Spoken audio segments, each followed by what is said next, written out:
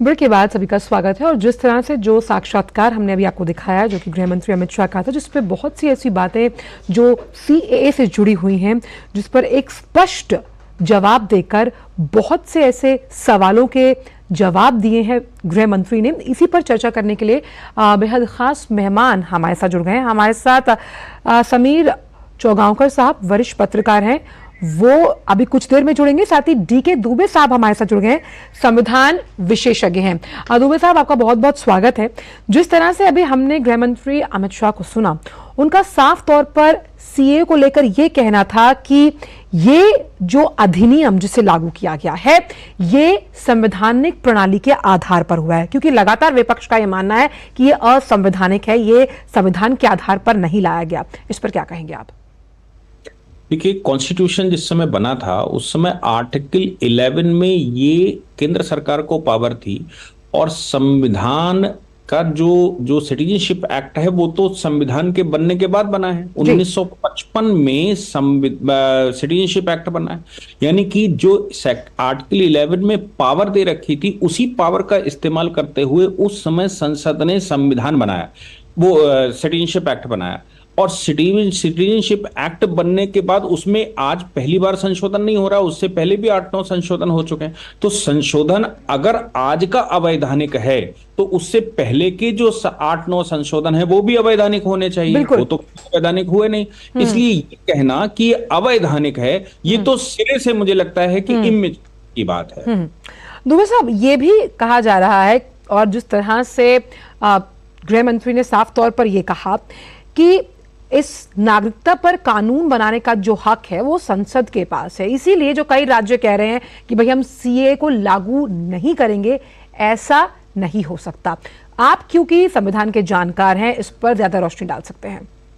देखिए, सीधी सी बात है कि सिटीजनशिप भारत में सिंगल सिटीजनशिप है, और वो केंद्रीय सूची में है। जो हम जब 7वीं अनुसूची की बात करते हैं तो 7वीं अनुसूची में जो केंद्र की सूची है उसके पास अधिकार है, राज्यों के पास कोई अधिकार ही नहीं है।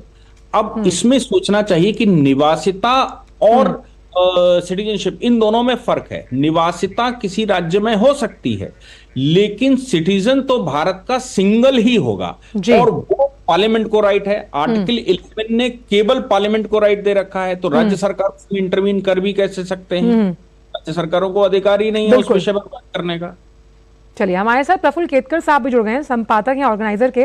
प्रफुल्ल साहब, बहुत बहुत स्वागत है हमारी इस खास चर्चा में। पहला सवाल तो मेरा यही है कि लगातार जो एक भ्रम फैलाया जा रहा है कि ये नागरिकता छीनने का कानून है, जिस पर आज गृह मंत्री ने साफ तौर पर स्पष्ट कहा कि ये नागरिकता देने का कानून है, और सिर्फ चुनावों के अंतर्गत एक भ्रम, या फिर यूं कहें कि एक इस तरह का भ्रामक प्रचार किया जा रहा है विपक्ष द्वारा। देखिए, एक स्पष्टता आज के इस इंटरव्यू ने बहुत सारे विषयों पर की है। हालांकि इसमें कोई कंफ्यूजन का मामला नहीं था। अचल जी, मैं बड़ी स्पष्ट तरीके से बताना चाहता हूं, 1950 में जो नेहरू लियाकत पैक्ट हुआ था, उसमें ये गारंटी देने का वादा एक दूसरे को भारत पाकिस्तान ने किया था कि वो अपने अल्पसंख्यकों की रक्षा करेंगे, उनके अधिकारों की रक्षा करेंगे, उनके उपासना पद्धति पे आधार पर उनके साथ कोई भेदभाव नहीं होगा, प्रताड़ना नहीं होगी जी। आज गृह मंत्री जी ने जैसे नंबर दिए, चाहे वो 23% का पाकिस्तान में हो, 30% का उस समय के पूर्व पाकिस्तान में और आज के बांग्लादेश में हो, वो नंबर 10% और 3% पर आकर रुक गया है। तो वो लोग गए कहां? वो सारे भारत में तो नहीं आए, क्योंकि वहां पे उन पर अत्याचार हुए, उनका जबरदस्ती से मत परिवर्तन हुआ, उनकी बेटियों के साथ अत्याचार हुए, जबरदस्ती से उनको विवाह कराए गए और उनका मतांतरण किया गया। अब ऐसे प्रताड़ित जो लोग हैं वो 2 पीढ़ी से 3 पीढ़ी से भारत में लगातार आते रहे हैं, और इसी कारण से 31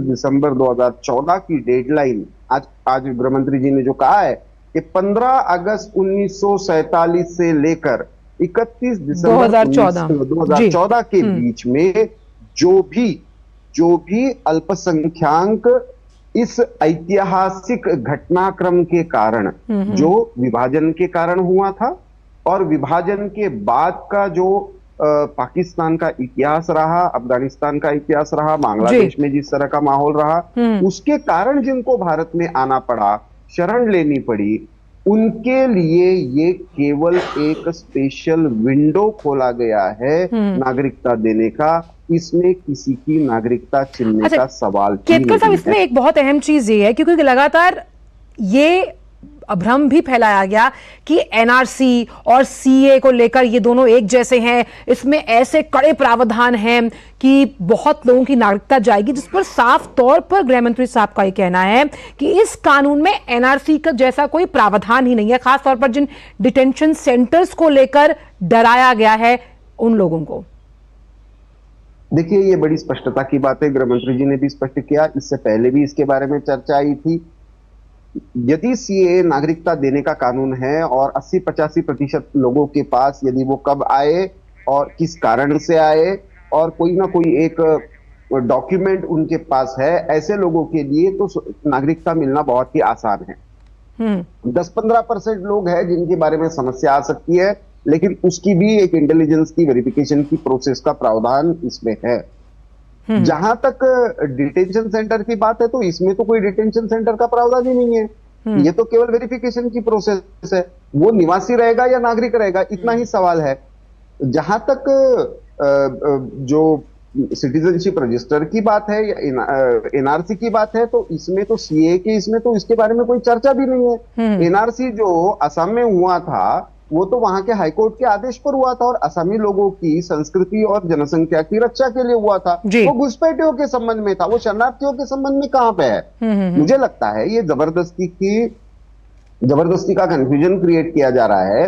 भारत का मुस्लिम तो कोई ना घुसपैठिया है ना शरणार्थी है। बिल्कुल, भारत में रहने वाला मुस्लिम नागरिक तो भारत का नागरिक है, वो मतदान भी कर, उसको सारे सरकारी योजनाओं के लाभ भी मिल रहे हैं, तो उसकी नागरिकता कहां जा रही है? तो ये मुझे लगता है कि ये राजनीतिक दुष्प्रचार है। और आज गृह मंत्री ने बार बार जो वोट बैंक और अपीसमेंट पॉलिटिक्स की बात की है, वो एक तरीके से इस सीए की सारी चर्चा में एक्सपोज हो गया है। बिल्कुल, कि आप, क्योंकि इसमें आंचल जी एक बात ध्यान में रखना जरूरी है कि ज्यादातर इनमें से जो लोग रह गए, इनमें से बहुत सारी जो बस्तियां है, दिल्ली में भी है, अन्य स्थानों पर भी है, वहां पे विजिट करने के बाद ये ध्यान में आता है, इसमें से 90% लोगों को ये भी पता नहीं था, इनके पिताजी को, दादाजी को ये भी पता नहीं था कि पार्टीशन कुछ हुआ है। ये ज्यादातर अनुसूचित जाति के लोग हैं, बिल समुदाय के हैं, और इसीलिए उन्होंने कहा कि सेकंड जनरेशन अगर है भी और उनके जो पहले के लोग हैं अगर वो नहीं जीवित हैं, तो भी आसानी से फेस टू फेस होकर ये जो सीए की जो पूरी प्रक्रिया उसको अंजाम दिया जाएगा।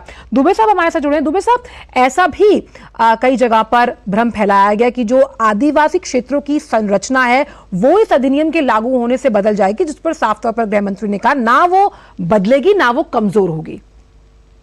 ऐसा है कि बंगाल ईस्टर्न फ्रंटियर एक्ट बना था और उसके तहत एक इनर लाइन बनाई गई थी। इनर लाइन का मतलब होता था कि ये जो आदिवासी क्षेत्र या वनवासी क्षेत्र हैं, जहां उनके रहने खाने के कुछ तरीके अभी मेन स्ट्रीम में नहीं आ पाए हैं, ऐसे एरियो में भारत के किसी भी हिस्से से कोई व्यक्ति अगर एंट्री मारता है तो उसको परमिट लेना होता था। इसलिए इस विषय पर बात आई, लेकिन इस कानून में उसको एग्जेम्प्ट रखा गया है और यह कहा गया है कि जो इनर लाइन के दायरे में हैं वहां पर इसका कोई प्रभाव नहीं, यानी कि वो इंप्लीमेंटेशन में ही नहीं है। वो दूसरे हिस्से में आए, अभी गृह मंत्री जी ने भी कहा दूसरे हिस्से में आए, वो बंगाल में आकर अप्लाई करे, वो उत्तर प्रदेश में आकर अप्लाई करे, लेकिन उन क्षेत्रों से पोर्टल ही नहीं खुलेगा। जिस पोर्टल पर आवेदन जाएगा वो उन क्षेत्रों पर पोर्टल ऑन ही नहीं होता, उसका प्रावधान ही नहीं है। बहुत अहम आपने जानकारी दी और यही बात लगातार गृह मंत्री साहब कह रहे हैं कि डरने की जरूरत नहीं है। हम इस अधिनियम को जब हमने लागू किया, हम चाहते हैं कि इन तमाम लोगों को जो इतने सालों से जिनके पास नागरिकता नहीं थी उन्हें ये नागरिकता मिले।